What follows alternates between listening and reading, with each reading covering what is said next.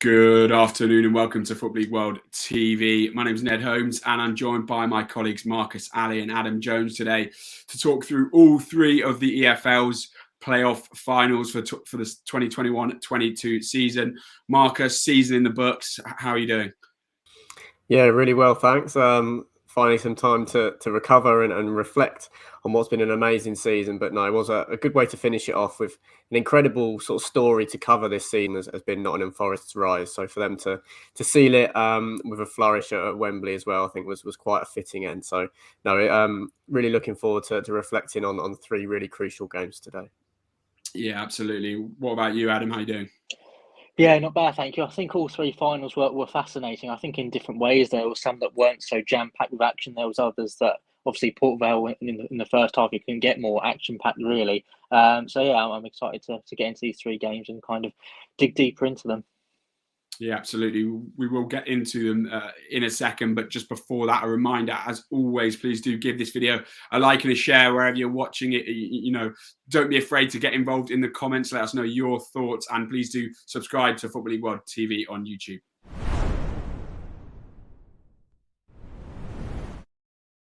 We are going to start in the Championship then with yesterday's victory for Nottingham Forest, a 1-0 win, of course, over Huddersfield at Wembley, thanks to a Levi Colwill own goal 3 minutes before the break. That confirmed that the Reds are back in the Premier League after 23 years away. Marcus, I'll come to you first. We'll come on to the sort of controversies of the game a little bit later, but do you think on the overall play that Forest deserved to win it? On the balance of chances, I think you have to say that Nottingham Forest deserved the result. Looking at what Huddersfield created, apart from obviously the two incidents that we will come on to, they've had 4 shots in the whole game, all of them off target.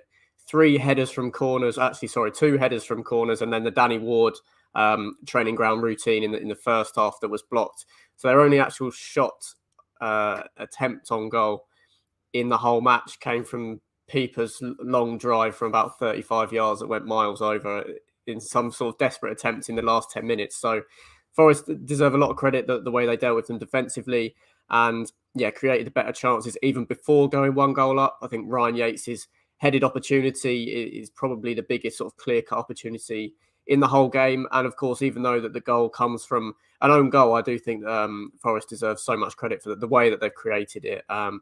Keenan Davis sort of dragging a defender out of the line and laying back for James Garner to produce an outstanding cross, sort of very difficult height for both to defend against. Obviously, Jack Colback ducks underneath it as well to let it go through. And then Ryan Yates as well deserves so much credit for the surging run into the box, the type of run that he definitely wasn't making before Steve Cooper was at Nottingham Forest. More of a defensive-minded midfielder. Before this season, he scored 8 goals and really been a driving force in their promotion push. A great run, and Colwill has no real other option but to try and get something on it, and then gets a little bit of an unfortunate slice into the net. But no doubt in my mind that on the balance of play and in terms of controlling the controllables, Nottingham Forest did deserve to win the game 1-0, particularly from open play. They were the better side. They didn't quite do themselves justice. Second half was probably a much more conservative display than we expected. I thought Huddersfield dealt with Brennan Johnson extremely well. Hardly had a sniff in the whole game. But no, on the balance of chances, you have to say that Forest deserved to get over the line. Yeah, absolutely. I mean, Adam, I guess it followed the sort of script so many playoff finals do in the sense it was a cagey and tight affair and a lot of times sort of lacking in real quality in the final third. Huddersfield had a few sort of early set pieces where Sorba Thomas was really sort of struggling to find his range from dead ball situations. But overall, I mean, James Garner's quality, you'd say, and the quality he's shown in the final third there, the difference, that ball into Ryan Yates for the chance he missed, and then of course the cross which forces the own goal. Yeah, 100%. I think that goal just sums up how important Garner has been and how important really that his deliveries have been this season. I think it's 10 assists, during the 2021-22 campaign. Created the Yates chance earlier on, which I think Ryan Yates should be doing a little bit better with. I think that he should he could have got perhaps a little bit more contact on that and guided that into the bottom corner. But yeah, I think as I said, I think he deserved assist with Yates a little bit earlier on. But the cross was magnificent, and as Michael said, it's a very difficult height really for pretty much everyone to deal with. Especially Colwill, who put the ball into the back of his own net. And also just his overall performances as well. James Garner just helps things kind of tick over in midfield. Has that real kind of attacking threat really, which has kind of made a real difference in terms of Forest kind of getting up the table. It's like Joe Rothwell at Blackburn earlier in the season just has that kind of those goal contributions in his locker that can help out the forwards, and obviously he's been very important with the likes of Lewis Grabban and Keenan Davis out as well in the latter stage of the season. So just his overall performances and his overall contribution, he's been absolutely vital, and especially his set pieces kind of deliveries. I think that we kind of saw that kind of quality back when he was at Watford really in the first half of the 2020-21 season. But his quality's really come to the fore this season, and I can't see him not playing in the Premier League next season, whether that's with Manchester United, whether that's with Leeds United or Leicester or Southampton or Forest. I think Forest would be a good move for him, but I think he's a real game changer for Forest, and they should be doing everything they can to get him back.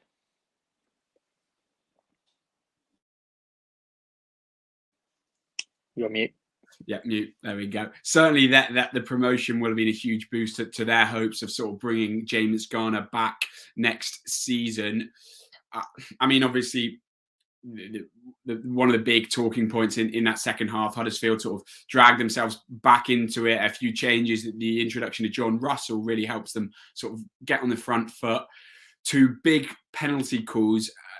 There's been a lot of talk, I guess, Marcus, ahead of the game about John Moss, sort of a strange appointment as referee, given it sort of, he's now retired, and VAR coming into play is the first time it was used in any of the 3 finals.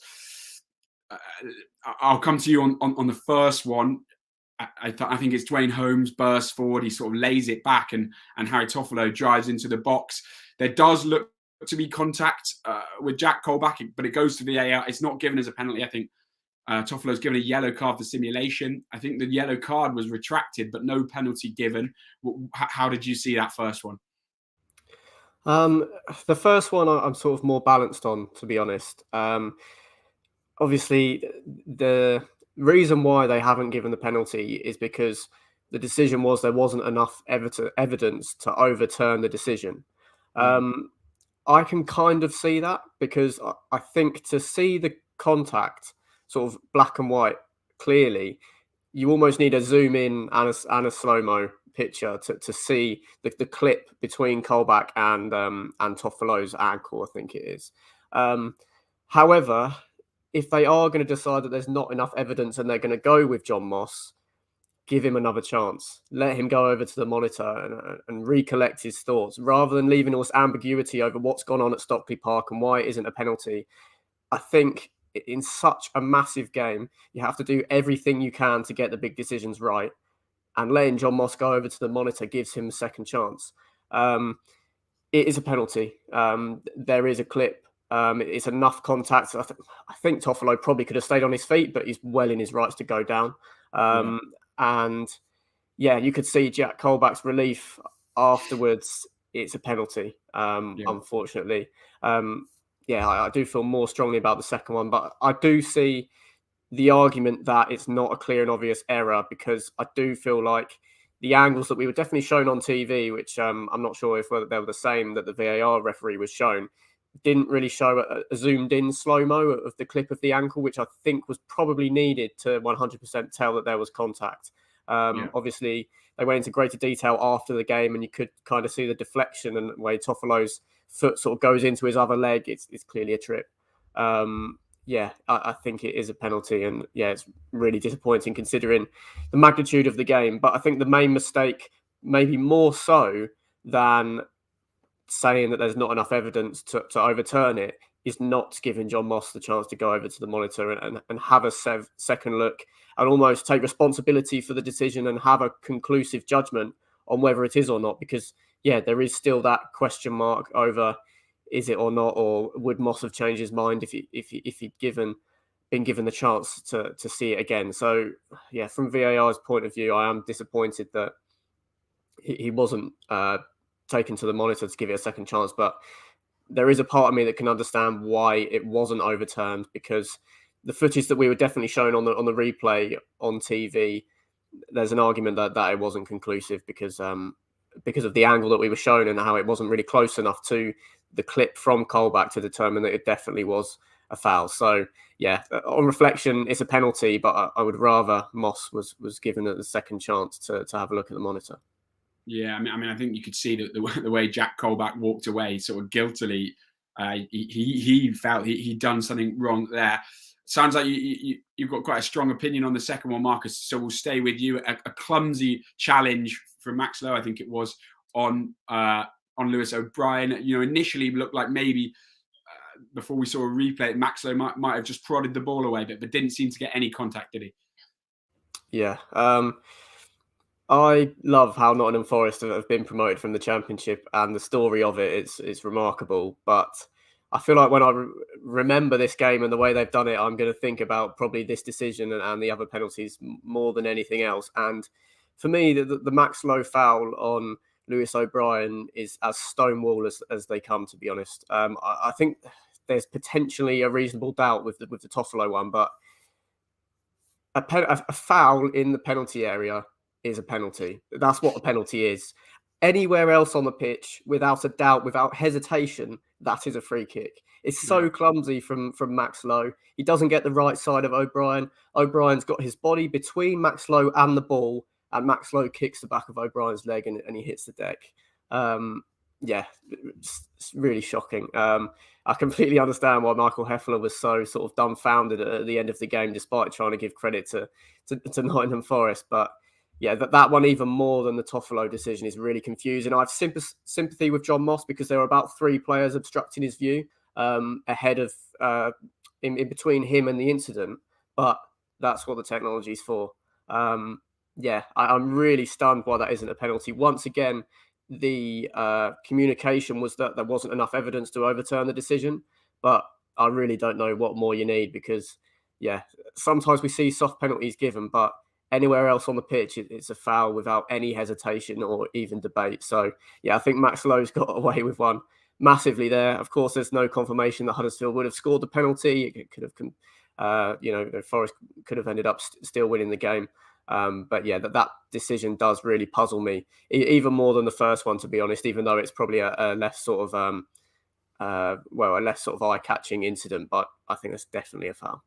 Yeah, absolutely. Certainly the feeling in the press box was that they really got away with that second one in particular. Adam, before we move on to talk about the League One playoff final next, I think we can all agree Huddersfield probably well set to, there's positives there with what Corberan could do next season. But I just want to get from you, a quick summary really of just how impressive this turnaround has been. There's a lot said about, what Steve Cooper's done at Nottingham Forest, but that deserves to be said, really, doesn't it?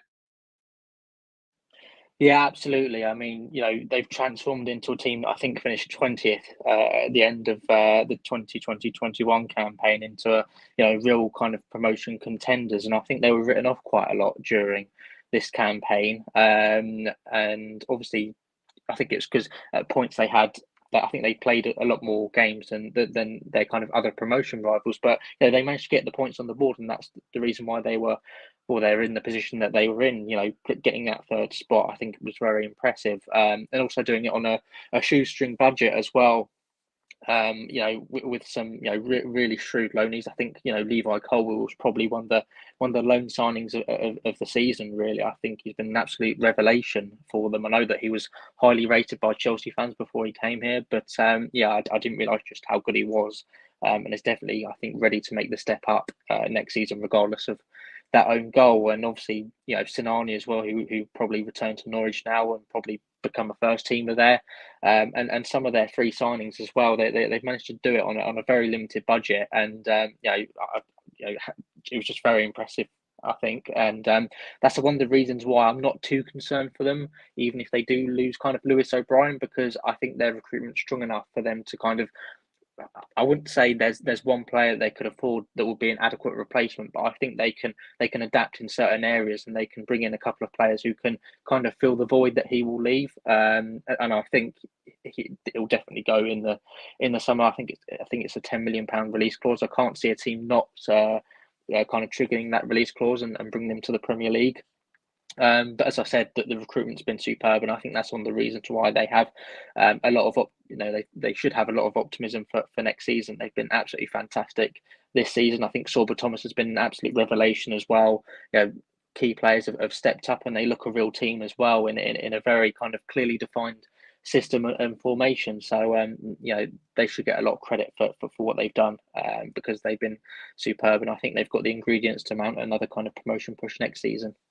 Yeah, absolutely. Steve Cooper tipped them after the game. Well, tipped Carlos Corberán to bounce back next season. So certainly plenty of positives for Huddersfield, and Forest, of course, end their 23-year wait for Premier League football. Well, it seems a farewell back now, but it was just over a week ago. Sunderland beat Wycombe 2-0 thanks to goals from Elliot Embleton and Ross Stewart to return to the Championship. Marcus, Alex Neil's side in the ascendancy in this one, an impressive performance from them, but perhaps the bigger story is that we didn't get that Wycombe display that we were all expecting.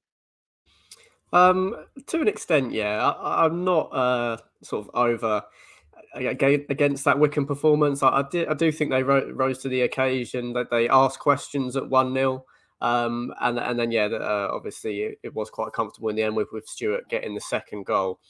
I think Gareth Ainsworth and pretty much the rest of the team can't really legislate for individual errors like David Stockdale's. I think it's a 99 saves out of 100 kind of shot from Elliot Embleton, as somehow sort of swerves in the air, or Stockdale's got his weight distribution wrong. It's just a really unfortunate occurrence to happen in the opening exchanges of a playoff final. And I think we spoke in previewing the game that how important it was for the Chairboys to just stay in the game, maybe try and ride it out and stay at 0-0 for about an hour. And with dead ball situations, they would come into it as the game came on, but they weren't able to stay level. And I think that completely changed the course of the game and the way that Wycombe were able to approach it. So, if Stockdale makes a regulation save there, which I would expect him to do, it's a completely different game. Sunderland, were the better team, it has to be said. Although Wycombe asked some questions, there was nothing really that Anthony Patterson was too worried about. Made a good save from Sam Vokes, and Wycombe did open them up with Brandon Hanlon had a chance to maybe square it for some midfielders waiting on the edge of the area for a shot, ended up scuffing the ball straight down the middle for Patterson to comfortably claim it. So, a day to forget for Wycombe, really. It was a frustrating one. But I think that the big moment in the game is Embleton's shot that was, very, very close to the keeper and ended up sort of squirming its way in. So, I think Wycombe will just sort of write it off one of those days. Not too much. You can't legislate for individual errors like that, really. So I'm not too disappointed for Wycombe. Obviously, Sunderland were the better team and richly deserved their promotion in the end. Yeah, talking about Sunderland then, Adam, obviously they've suffered some sort of playoff heartbreak a few times since they dropped down to League One, but a really impressive display to sort of put those demons behind them and finally secure that their return to the Championship, and they'll be hoping to build on that now. Yeah, 100%. And I think they've got some of the ingredients to make themselves a real success in the Championship. Obviously, you've got the likes of Corey Evans and others like Dunny Bath as well, and Bailey Wright, who have already got plenty of Championship experience under their belt. And I think Ross Stewart's going to be a very good player in the second tier as well. Obviously stepping up to the plate very well this season. I think he'll be an asset when he makes the step up as well. And there are a couple of areas that I think they'll need to address. I think the goalkeeping situation, I think they'll need more depth there. Whether Patterson will be the first choice goalkeeper, I'm not 100% sure, but I think he may have just about earned his place in the starting 11 for next season. And obviously, with Jermaine Defoe's retirement as well, they're going to need a couple of forwards coming in. Obviously, Nathan Broadhead will be heading back to Everton as well if they I think they should be looking to make that kind of permanent, that agreement permanent. Based off his goals to game ratio, I think it's been superb. Really, you can't really question that, to be honest with you, because he's been pretty prolific, really, and has been a real game changer. I think if you give him the chance to make the step up to the Championship in a full season, then I think he could maybe even get into double figures. So there's some they have some great ingredients, I think, already in their team. They've got a decent amount of kind of experience as well. I think Alex Pritchard could kind of make the step back up, and I think if they get a couple of their perhaps loanees back, as I said, Broadhead, maybe even Jack Clark, who's been a decent player for them in the playoffs, and I think they'll give themselves a real good chance of remaining afloat in the second tier. But there are a couple of positions, as I said, that they need to address, but I don't think they need a whole kind of rebuild this summer. I think they can kind of rest easy in terms of that. I think they just need perhaps a few additions to kind of shore things up and make sure they have the kind of adequate depth and quality to make themselves safe in the Championship. And I think that's probably the first aim that they've got to achieve before building their way up. I kind of guess like Coventry City have in a way, and I think they'll probably build on that sort of model. I'm not sure they'll go for it straight away. Yeah, and certainly they've got a manager in Alex Neil who we've seen succeed in the Championship before. So plenty of positives for Sunderland, and I'm sure we can expect Gareth Ainsworth's Wickham to be challenging again next season.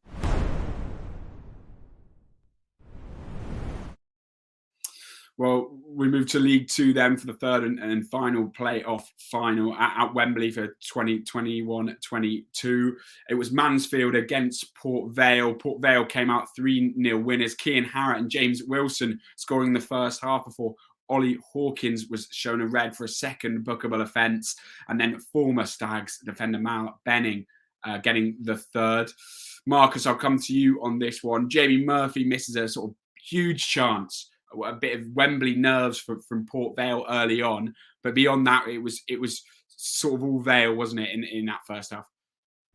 Yeah, sadly, it didn't really live up to the billing as a contest. This one, the Jamie Murphy chance is a norm of looking back, but even in any Wembley final, a chance like that you can't really pass up. I think it's a little bit of an awkward height for him. The way he's got to stoop to head it makes it tougher to get to change the direction of the ball, really. So of course he ends up heading it straight at Aidan Stone. Yeah, Vale got away with murder there. Really, it would have been heart and mouth stuff from the dugout. But yeah, from that point onwards, it was pretty bleak for Mansfield. The first two goals in the first half are there's fortunate ricochet involved in both of them, but you do make your own luck to an extent when you're putting the ball in dangerous areas like that. And that's something that Vale were able to do that the Mansfield weren't. So, no, Vale deserves so much credit. I thought David Worrell was crucial at right wing back, constantly putting challenging deliveries into the box, played a huge hand in two of the three goals. I think he's been a real standout creator in League Two for some years now. Be interesting to see how he sort of performs with their step up to League One. And yeah, rubbing salt in the wound for Mansfield's fans, really, Mal Benning to get that last goal to make it 3-0. A player that had been at Field Mill for 6 seasons before signing for Port Vale just last summer. And yeah, finally getting his wish and promotion to League One in the end. So no, this definitely didn't live up to the close contest that we were expecting. Oliver Hawkins really hasn't covered himself in glory, but a great day for Port Vale Football Club, and a club that's been taking some positive strides on and off the pitch ever since their change of ownership. I think it was at the beginning of the 2019-20 season. So no, good to see them getting their just rewards for some seasons of sensible management and hard work. And amazing sort of the way that they came through the semi-final against Swindon as well. Aidan Stone saving a penalty that if it goes in, they're out, and then they end up winning in that manner at Wembley. So no, a great day for the club, and back to the drawing board for Mansfield, but they'll be back. Yeah, absolutely. Adam, let's talk about that Ollie Hawkins red card then. The first yellow, perhaps a little bit soft, but he knows he's on a yellow when he flies into that sort of, I guess if we're kind, we'd call it a bit of an over-enthusiastic challenge on the halfway line. He doesn't really need to make. He can't really have any complaints there, can he? No, I think the reason for his sending off was more about the first booking than the second one. I think the first booking was just really needless. You could argue that kind of happens in a Wembley final, but no, I think that the first booking is still kind of avoidable. And I think, as Joby McAnuff said at half time, I think the second booking was just a rush of blood to the head. Really, I think those types of challenges can happen in kind of crucial games, and that's one of the reasons why I really feel for him. It's because I'm not sure the referee can really kind of just wave play on or whatever. I think that is a second yellow card. Unfortunately, I think it is kind of a bit of a strong challenge, really, perhaps too strong, really, not to be a yellow card. But you can definitely see why the referee sent him off. So he can have no real kind of complaints there, really. But as I said earlier, I think he can blame kind of the first booking really for his fate rather than the second one, because the second booking, those things can happen. But yeah, I think in the end the referee is justified to send him off. Yeah, Marcus, James Wilson, a player that I felt really stood out. He bagged his fourth goal in the last 4 games, really sort of coming big in that game that sort of secured their spot in the playoffs, scoring in both legs of the playoffs, and then the playoff final. But his link up play as well, I guess, just proving really that Darrell Clarke's sort of helped to unlock that Premier League pedigree that we kind of knew he had from his time at Man United, and just a huge performance from someone that's turned into a huge player for Port Vale. Absolutely, yeah.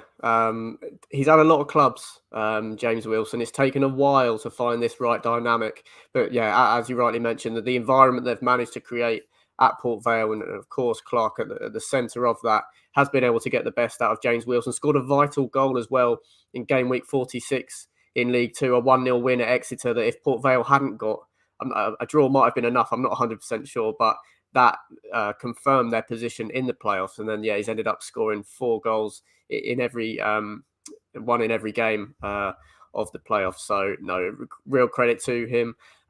With the impact that Jamie Proctor made for Port Vale, going way back to that first leg at Swindon, they were 2-0 down. Proctor came on, completely changed the game. They end up making it 2-1 to give them a chance going back to Vale Park. If you told me that Jamie Proctor would play no further part in the playoffs and Port Vale would win it, I definitely wouldn't have believed you. But James Wilson deserves a lot of credit for shouldering that burden. He's got that striker's instinct, just hanging around, not sort of almost anticipating the ball coming back off the crossbar, off that looping header from Ben Garrity, I think it was. Wilson deserves a lot of credit, and it's going to be exciting to see how he gets on in League One. He's definitely, as you mentioned, his link-up play and his intelligence as a striker has grown a lot.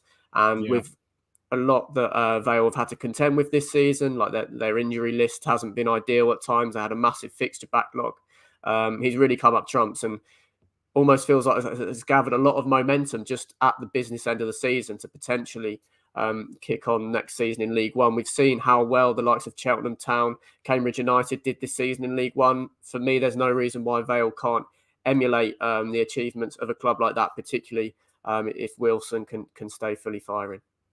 Yeah, absolutely. Well, before we wrap up, then just wanted to sort of a word on Darrell Clarke, Marcus. I mean, I think that's 3 promotions for him now, 3 playoff final victories as well, and both victories at Wembley.